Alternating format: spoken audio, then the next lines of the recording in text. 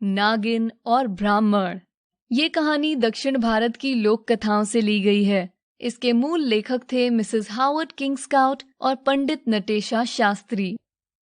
उत्तरा के देश में कुशाल नाथ नाम का एक ब्राह्मण रहता था। उसकी एक पत्नी और 6 बेटे थे। वो कुछ समय तक तो अच्छी स्थिति में थे, लेकिन कुछ ऐसा हुआ कि उनकी किस्मत ने उनका साथ छोड़ दिया और उनके हालात खराब होते चले गए। वो इतना गरीब हो गया कि अपने परिवार के पालन पोषण के लिए पास के जंगल से बांस के चावल इकट्ठा करने जाने लगा।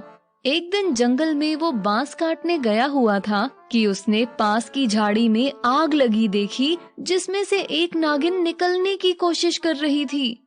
ब्राह्मण ने तुरंत एक पतली पेड़ की टहनी तोड़कर रख दी, जिस पर नागिन रेंगती हुई आग से बाहर आ गई। बाहर आने के बाद उसने अपना फन फैलाया और ब्राह्मण को डस दिया। ब्राह्मण अपनी मूर्खता पर रोने लगा। नागिन ने उससे पूछा, हे ब्राह्मण, तुम रो क्यों रहे हो?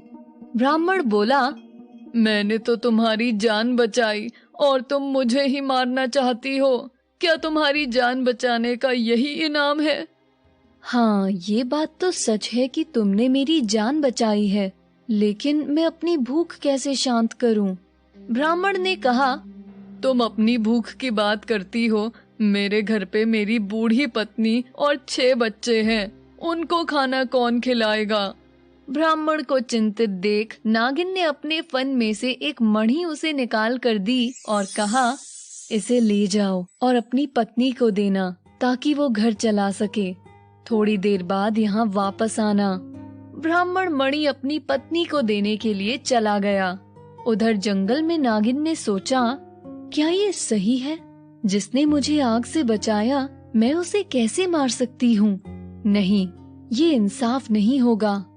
फिर ब्राह्मण जब मणि पत्नी को देकर वापस जंगल में आया, तो नागिन ने उसे देखकर एक और मणि अपने फन से निकाली और कहा, मैं तुम्हें मार नहीं सकती क्योंकि तुमने मेरी जान बचाई है। तुम ये एक और मणि मेरी तरफ से उपहार में ले जाओ और अपने परिवार के साथ खुशी खुशी रहना। ये कहकर नागिन जंगल में चली गई और ब्राह्मण खुशी खुशी अपने घर वापस आ गया।